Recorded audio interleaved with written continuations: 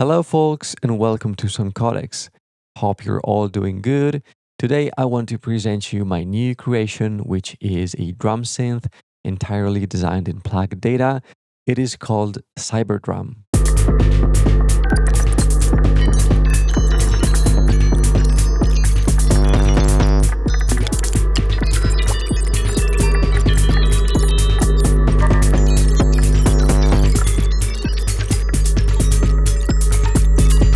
Cyberdrum features 6 voices. The first 3 are sequenceable using a standard step sequencer. I'm talking about kick, hi-hat, and snare. Then we have 3 unpredictable sound sources, metallic percussions with built-in glitch delay, a drone generator, and a chimes or bell like generator.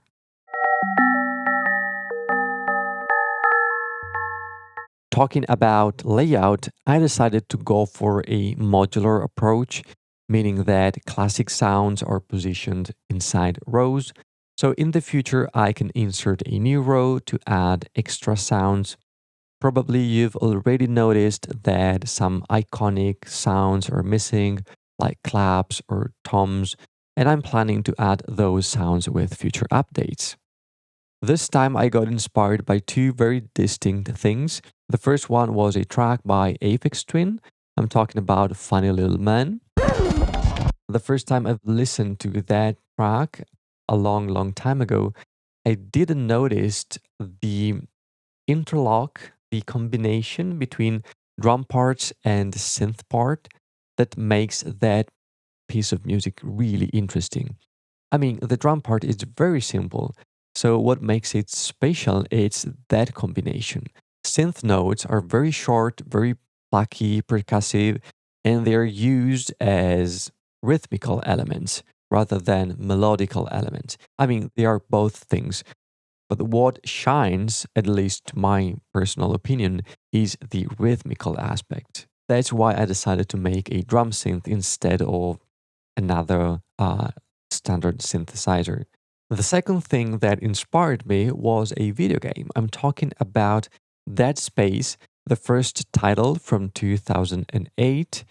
And I do really think that the audio team put a lot of efforts designing the ambiences, the background noises of that game. Take a listen to the ambience of the abandoned spacecraft USG Ishimura.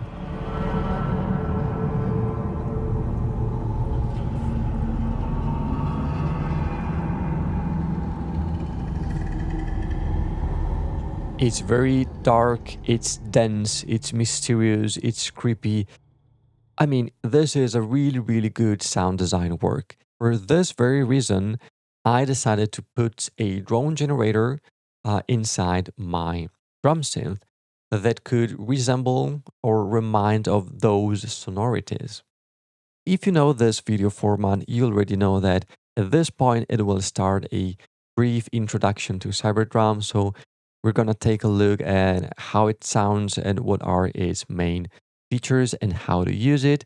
At the very end of this video, I'll guide you through installing and properly setting up Plugdata and Cyberdrum as well. While recording this video, I forgot to say that Cyberdrum is available on my Patreon page, so make sure to select the Sound Alchemist tier. That said, now let's take a look at what comes inside the zip folder. You'll find a cyberdrum.pd file, a cyberdrum DAW.pd file. This is an optimized version to better work within your favorite DAW, 2 pictures, and the README file. In order to make Cyberdrum work properly, you'll need to create a dedicated folder inside the Plugdata main directory. So mine, I'm on Windows, is under public documents, Plugdata. Here you can create a new folder for all abstractions. I created this folder called My Abstractions. abstractions are patches that might or might not have a graphical user interface and are saved in specific folders. And these patches can be easily recalled within Plugdata as if they were a standard PD object. Here I created one more folder to help keep everything clean. I called it Cyberdrum. I also have older Cyberdrum versions and prototypes. Never mind, make sure to put Cyberdrum, Cyberdrum DAW, and the two pictures.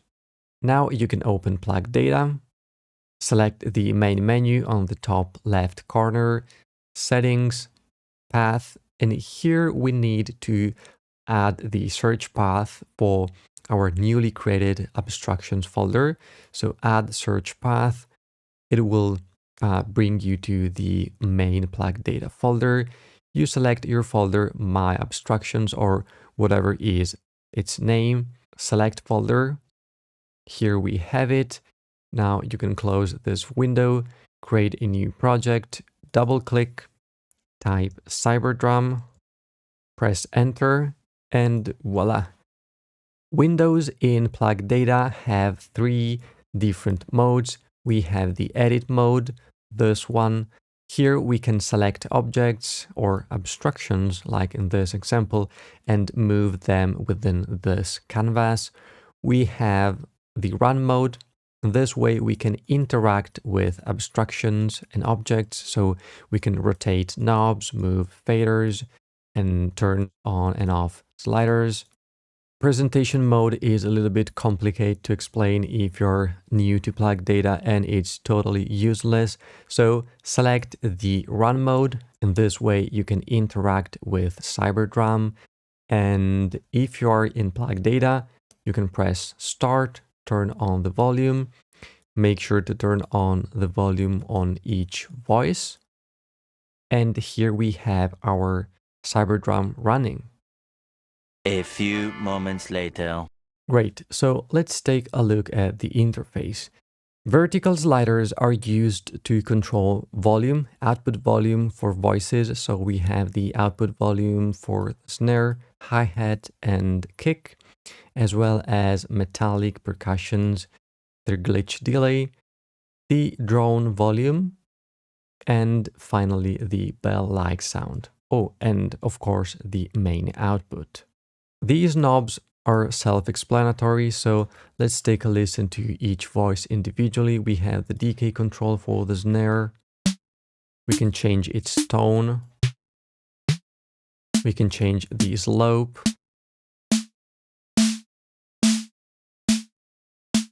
And we have a delay.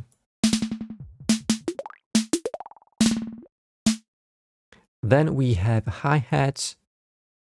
We can turn on steps, decay, once again, tone control, slope curve, and we have accents. So this will turn on a filter, so it will filter out higher frequencies.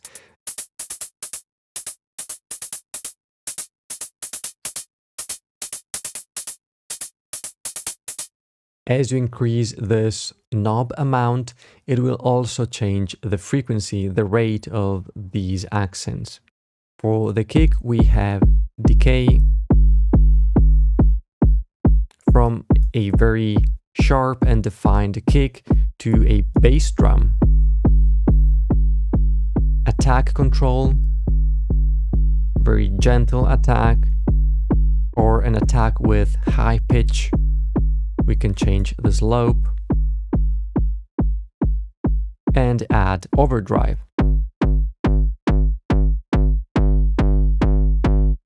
You can create a really cool effect when drive is set pretty high, slope is set all the way down, and decay is to its maximum position.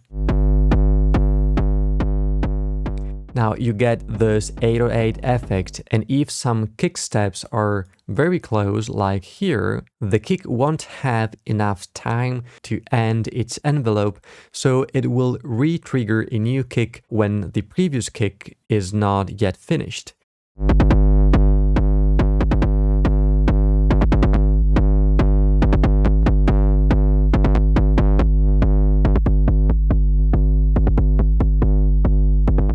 Here we have a small display showing the actual waveform. At the end of each row, we also have the random toggle. So let's take a look at the snare. Let's turn everything off. Okay, this is the snare pattern. If we turn on randomization, it is set to its minimum position, meaning that every 3 seconds, a random step will be turned on. As we increase this knob, it will increase the rate at which this random process occurs.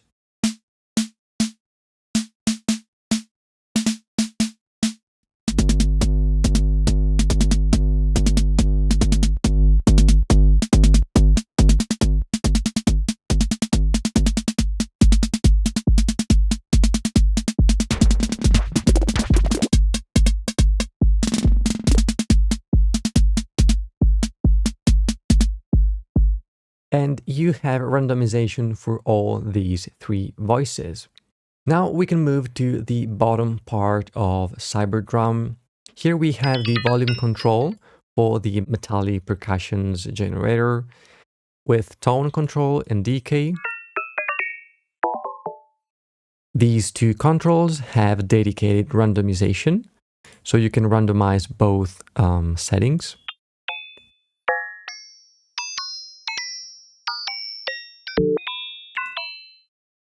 This thing is called in Plugdata horizontal radio, and you can select different positions. This is essentially the beat count. So every 1 beat, it will change its internal rhythm. Every 2 beats, 3, 4, or 5. The signal produced by metallic percussions is then sent to a glitch delay. Let's take a listen to the glitch delay only.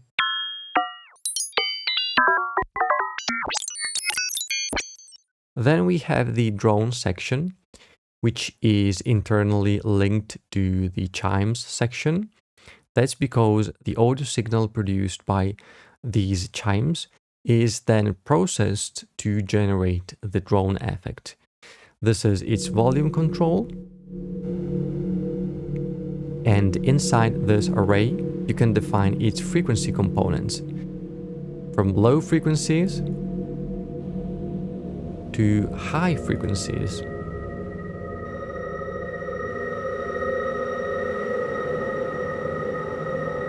So you can literally draw your spectrum. On the left side, we have this vertical radio. This is how it's called in PD. We can change the internal pattern change every 1, 2, 3, 4, or 5 beats. It will change its internal rhythm.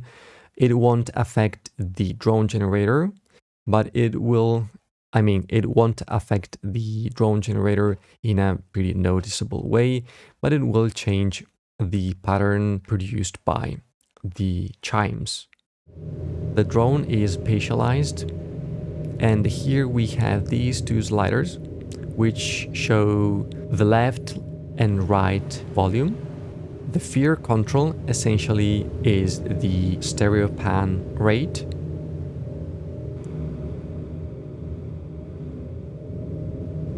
The modulation source used to control this parameter, this spatialization, is randomic, so it's a noise source.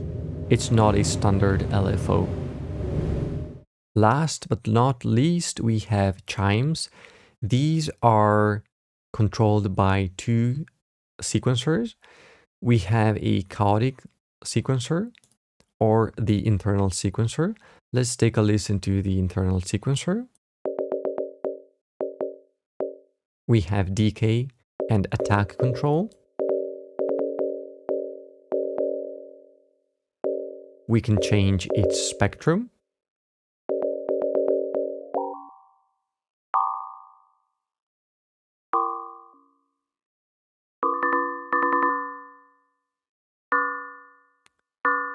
Let's try to switch the sequencer. This is the chaotic sequencer with rate control. This is not quantized, while the internal sequencer is quantized to the main tempo.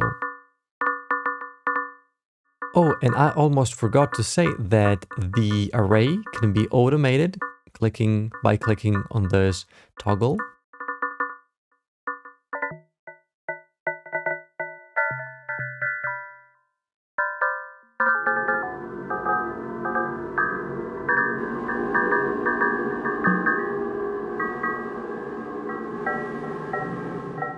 And this was Cyberdrum. Let's switch to my DAW and let's take a closer look to Cyberdrum DAW. Inside your DAW, create a new track, add an instance of Plugdata. During installation, make sure to install Plugdata as an audio plugin. I decided to go for the VST3 version, so Plugdata FX. This is the same windows we've seen a couple of minutes ago. Create a new patch. What I've noticed while recording this video is that if you save your Cyberdrum patch inside a subfolder, it won't recognize it. So what you want to do inside the Plugdata folder, create a folder. Maybe you can directly call that folder Cyberdrum. Mine is my abstractions. Don't use subfolders and put the Cyberdrum and the Cyberdrum DAW files within this folder, as well as the cyborg pictures. Now you can simply double click, create Cyberdrum DAW. Here we can see the tooltip showing the complete name, so Cyberdrum DAW. And here we have the DAW version. As you can see, the BPM knob is missing because this version is designed to link to the host main tempo. So first thing first, we can arm the track. We don't need the audio input, but we want to record output stereo. Now we can start from the very beginning of the timeline. We can turn on the volume. Let's create a very simple drum pattern. Okay. If you want Cyberdrum to keep the sync with your timeline, make sure to start at the beginning of a measure or from the beginning of the timeline. Let's turn on the metronome and let's have a listen. Now you have Cyberdrum within your favorite DAW and you can record your performance, hit record, and that's it. And if we zoom in, well, that's surprisingly good, the amount of delay. So let's try to measure this in samples.